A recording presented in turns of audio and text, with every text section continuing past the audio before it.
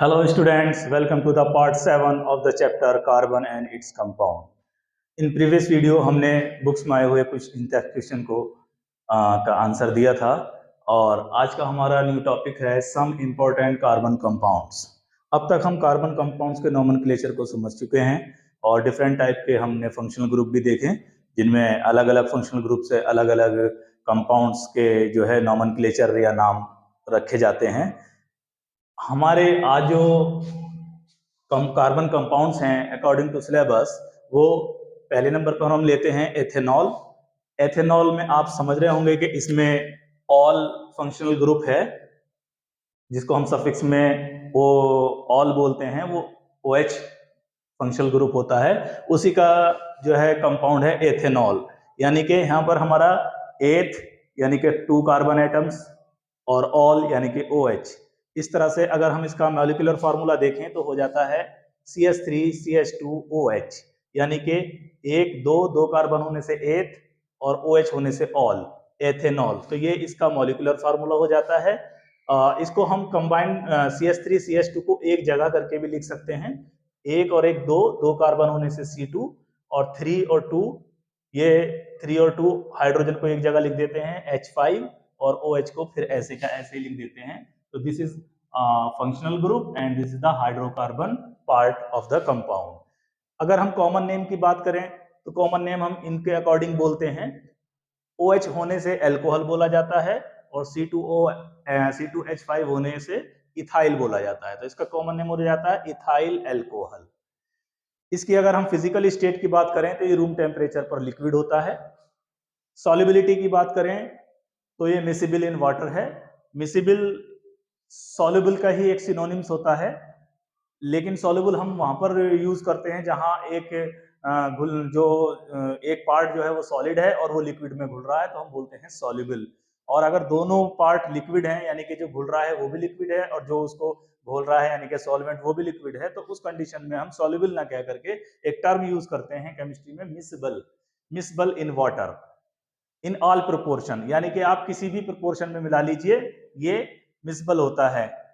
Ethyl alcohol को water में किसी भी प्रोपोर्शन में मिला सकते हैं। अगर हम बॉइलिंग पॉइंट की बात करें तो 78 डिग्री सेल्सियस होता है बॉइलिंग पॉइंट इसका, यानी कि वाटर से कम होता है। और मेल्टिंग पॉइंट की बात करें तो -114 डिग्री सेल्सियस, यानी कि वाटर का तो 0 होता है मेल्टिंग पॉइंट, लेकिन 0 से भी माइनस चले जाइए आप 114 डिग्री सेल्सियस। यही वजह है कि इसको हम जो है व्हीकल्स में as a antifreeze use करते हैं कि कितना भी टेम्परेचर डाउन हो जाए, देखिएगा कितना हो सकता है, -2, -3, -4, -5, -10, -50, इससे ज्यादा तो नहीं होगा कहीं का भी किसी जगह का भी। तो जितने भी कोल्ड कंट्रीज हैं वहां रेडिएटर में वाटर नहीं डालते, वाटर की जगह पर यूज करते हैं इथाइल अल्कोहल का, क्योंकि वहां ऑलरेडी काफी ठंड होती है, टेम्परेचर माइनस में चला जाता है।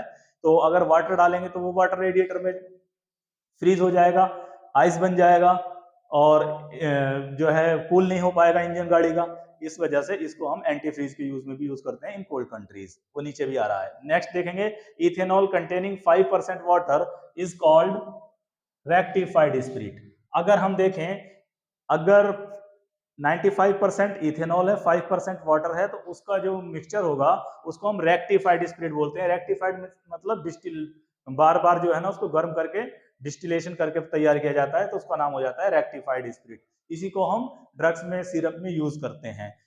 While 100% ethanol is called absolute alcohol. अगर 100% प्योर अल्कोहल है, इथेनॉल है, तो हम उसको बोलते हैं एब्सोल्यूट अल्कोहल, जो कि एक लीथल होता है और वो यूज नहीं किया जा सकता इन मेडिसिन। नेक्स्ट देखेंगे, no effect on litmus paper. Litmus paper पर इथेनॉल का कोई इफेक्ट नहीं आता है। हम एसिड बेस में अच्छी तरह पढ़ चुके हैं कि अगर लिटमस पेपर पे कोई इफेक्ट नहीं आ रहा, इट मींस न्यूट्रल है, तो इसकी नेचर जो होती है वो न्यूट्रल होती है इथेनॉल की। नेक्स्ट देखेंगे हम, used as antifreeze in radiator of vehicle as solvent in vehicles में, ये रेडिएटर में यूज होता है एज एंटीफ्रीज, और दूसरा solvent as a solvent use होता है इन सिरप या ड्रग्स। इसको हम बता चुके हैं ऑलरेडी। अगर हम इसकी केमिकल प्रॉपर्टीज की बात करें तो रिएक्शन विद सोडियम, सोडियम से रिएक्शन करके ये gives sodium ethoxide, sodium ethoxide बनता है और हाइड्रोजन गैस इवॉल्व होती है। ये सोडियम मिथॉक्साइड फार्मास्यूटिकल इंडस्ट्री में यूज होता है काफी मेडिसिन बनाने के लिए। देखिएगा हम इस रिएक्शन को देख लेते हैं। ये हमारा इथाइल अल्कोहल, कॉमन नेम बोल रहा हूं मैं, या इथेनॉल बोल सकते हैं, इथेनॉल है, जिसको मैंने लिखा है CH3CH2OH, और इसके 2 मॉलिक्यूल लिए हैं और रिएक्शन करा दी हमने सोडियम से। तो होता क्या है, यहाँ से ये ब्रेक डाउन हो जाता है और CH3CH2O के बाद Na आके लग जाता है, CH3CH2ONa, और प्लस ये जो हाइड्रोजन होती है, इसके 2 एटम हैं, ये निकल जाते हैं, हाइड्रोजन गैस इवॉल्व हो जाती है। तो ये this is called sodium ethoxide. याद रखेंगे प्रॉपर्टी, अगर सोडियम से रिएक्शन कराई जाए इथेनॉल की तो सोडियम इथॉक्साइड बनता है और हाइड्रोजन गैस इवॉल्व होती है। नेक्स्ट रिएक्शन है हमारी डिहाइड्रेशन रिएक्शन।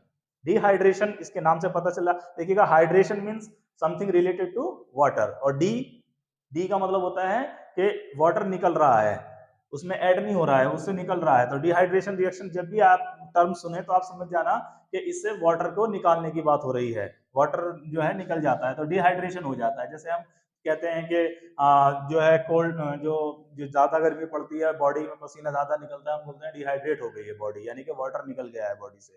तो गिव्स इथीन, एथिन या एथिलीन बनता है। देखिएगा CH3CH2OH, ये हमारा जो है इथेनॉल है, हमने इसको कंसंट्रेटेड H2SO4 से रिएक्शन कराई है या इसमें मिक्स किया है, तो ये कंसंट्रेटेड H2SO4 जो है ये इसके अंदर से वाटर को एब्जॉर्ब कर लेता है, या कहो वाटर को खींच लेता है।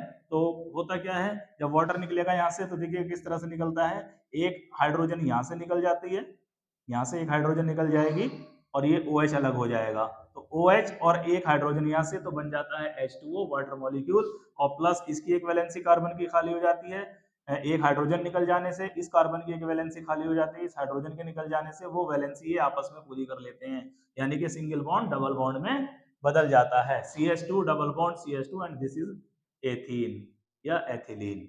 नेक्स्ट रिएक्शन है, काफी इंपॉर्टेंट है, एस्टरिफिकेशन रिएक्शन। एस्टरिफिकेशन क्या होता है, the formation of Easter. Easter एक कंपाउंड्स होते हैं, ऑर्गेनिक कंपाउंड होते हैं, जो बनते हैं कब, जब इथेनॉल रिएक्ट करता है इथेनोइक एसिड से, इथेनोइक एसिड से इथेनॉल रिएक्शन करता है तो हमारे इथाइल एसीटेट बनता है, जिसी को हम ईस्टर बोलते हैं। फॉर एग्जाम्पल देखिएगा, ये मैंने C2H5OH इथेनॉल को इस फॉर्म में लिखा है, C2H5OH की फॉर्म में लिखा है, प्लस ये हमारा इथेनोइक एसिड जिसका कॉमन नेम होता है एसिटिक एसिड CH3COOH। अब हम इनकी रिएक्शन होती है तो आप देखेंगे कि यहाँ से अलग हो जाता है और ये यहाँ से, तो देखेंगे क्या होता है, CH3COO के बाद C2H5 आकर के लग जाता है यहाँ पर, CH3COO C2H5, and this is called ethyl acetate. ये इतना कहलाता है CH3COO acetate, and this is ethyl, common name हो जाता है इसका इथाइल एसीटेट, या हम इसको बोल देते हैं ईस्टर, और प्लस ये वाला OH और ये H, ये मिलकर वाटर बना लेते हैं। इस तरह से ये हमारे इथेनॉल की कुछ फिजिकल और केमिकल प्रॉपर्टीज हो जाती हैं जो हमारे सिलेबस के अकॉर्डिंग आई हैं। इसी से रिलेटेड क्वेश्चंस बनते हैं, आप इनको अच्छी तरह से समझ सकते हैं। नेक्स्ट देखते हैं हम, नेक्स्ट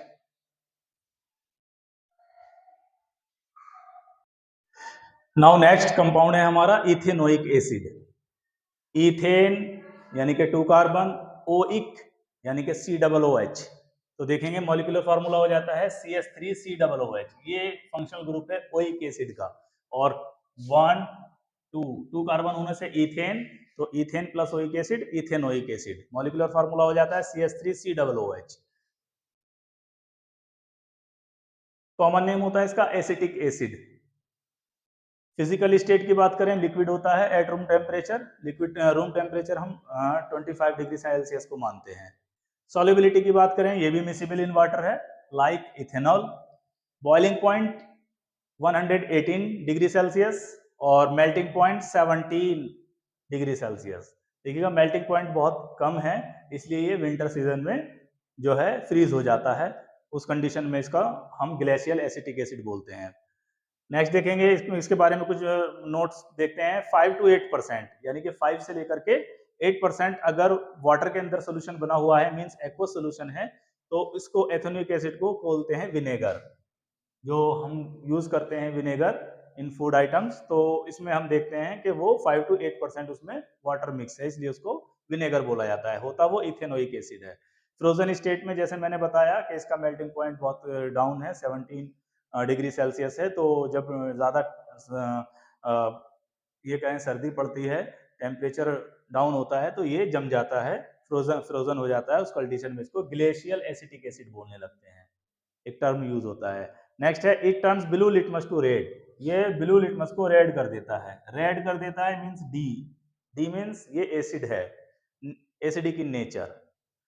नेक्स्ट है it is used in manufacture of perfumes, dyes and cloth industry. इसका यूज जो होता है वो परफ्यूम बनाने में, डाइज बनाने में और क्लॉथ इंडस्ट्रीज में होता है। इसकी ये कुछ फिजिकल प्रॉपर्टी थी। अगर केमिकल प्रॉपर्टी की बात करें तो पहली प्रॉपर्टी है एस्टरिफिकेशन रिएक्शन देता है ये। देखिएगा अभी हमने एथेनॉल में एस्टरिफिकेशन रिएक्शन को पढ़ा है, वो यहाँ भी पढ़ेंगे, बिकॉज यहाँ जो एस्टर बनते हैं जो काफी इंपॉर्टेंट कंपाउंड होता है, ऑर्गेनिक कंपाउंड, तो वो दो इथेनॉल और एसिटिक एसिड की रिएक्शन से बनता है। तो इस प्रॉपर्टी को हम एथेनॉल में भी पढ़ेंगे, इथेनोइक एसिड में भी पढ़ रहे हैं। देखिएगा CH3COOH ये हमारा एसिटिक एसिड या कहो इथेनोइक एसिड, और C2H5OH ये हमारा इथेनॉल। ये रिएक्शन हो जाती है, वाटर का मॉलिक्यूल निकल जाता है और बनता है CH3COO C2H5, जिसका कॉमन नेम इथाइल एसीटेट या फिर हम इसको एस्टर बोलते हैं। अभी हमने पीछे भी इसको पढ़ा था। एस्टर्स क्या होते हैं? Esters are the sweet smelling substance used in making perfumes. ये परफ्यूम बनाने में यूज होते हैं as a flavouring agent. Flavour agent जो फूड आइटम्स में भी फ्लेवरिंग एजेंट का काम करते हैं, और अदर्स जितने भी लिक्विड हैं अगर हमें उनको कुछ फ्लेवर देना होता है तो उसमें हम एस्टर का यूज करते हैं। नेक्स्ट है रिएक्शन विद बेस। बेस से रिएक्शन होकर के क्या होता है इथेनोइक एसिड। देखिएगा हम नाम से जान रहे हैं this is in acid and this is in base. Acid और बेस की रिएक्शन हम एसिड बेस में काफी डिटेल में पढ़ चुके हैं। एसिड और बेस आपस में रिएक्शन करके न्यूट्रल साल्ट बनाते हैं और वाटर का मॉलिक्यूल बनता है। तो वही यहाँ भी होने जा रहा है। देखिएगा ये यहाँ से अलग होगा, ये यहाँ से ये Na यहाँ पर आ जाएगा, बनेगा CH3COONA प्लस एक H ये रहा और OH ये रहा, वाटर मॉलिक्यूल। तो साल्ट बन जाता है, जिस साल्ट का नाम है sodium acetate. Next reaction with carbonates and hydrogen carbonates. देखिएगा कार्बोनेट्स और हाइड्रोजन कार्बोनेट्स भी बेसिक होते हैं, बेसिक इन नेचर होते हैं। तो जब ये एसिड से रिएक्शन करेंगे तो ये भी साल्ट बनाएंगे और वाटर मॉलिक्यूल बनाएंगे। बस यहाँ पर क्या है, कार्बोनेट्स होने की वजह से CO2 भी बनेगी, ये CO2। देखेंगे रिएक्शन देख लेते हैं। ये हमने दो मॉलिक्यूल लिए हैं एसिटिक एसिड के या कहो एथेनोइक एसिड के CH3COOH, और प्लस रिएक्शन कराई है एक सोडियम कार्बोनेट से। यहाँ हमने लिखा था कार्बोनेट, कार्बोनेट सोडियम के हो सकते हैं, पोटेशियम के हो सकते हैं, तो हमने सोडियम के लिए हैं सोडियम कार्बोनेट Na2CO3। तो क्या होता है, ये यहाँ से ब्रेक डाउन होगा, ये यहाँ से होगा तो बन जाएगा CH3COONA। के दो एटम थे, बाहर हमने 2 लिखा हुआ है तो ये 2 पूरे हो जाते हैं, और यहाँ से CO3 से CO2 निकल जाता है, और जो एक O बचता है वो जो एक O बचेगा वो यहाँ के हाइड्रोजन के दो एटम्स हैं, ये 2 लिखा हुआ है बाहर, यहाँ के दो एटम से मिलकर के H2O बना लेगा। इस तरह से हमारा एक साल्ट बन जाता है। This is the salt, this is water and this is carbon dioxide. इसी तरह से अगर हम सोडियम हाइड्रोजन कार्बोनेट से रिएक्शन कराएं तो यहाँ एक ही मॉलिक्यूल से रिएक्शन बैलेंस हो जाती है। देखेंगे CH3COONA सेम बनता है साल्ट और वाटर मॉलिक्यूल, और प्लस ये हमारी कार्बन डाइऑक्साइड बनती है। इस तरह से ये हमारे इथेनोइक एसिड के कुछ फिजिकल प्रॉपर्टीज और कुछ केमिकल प्रॉपर्टीज पूरी हो जाती हैं। आप इसको इन शॉर्ट ले सकते हैं।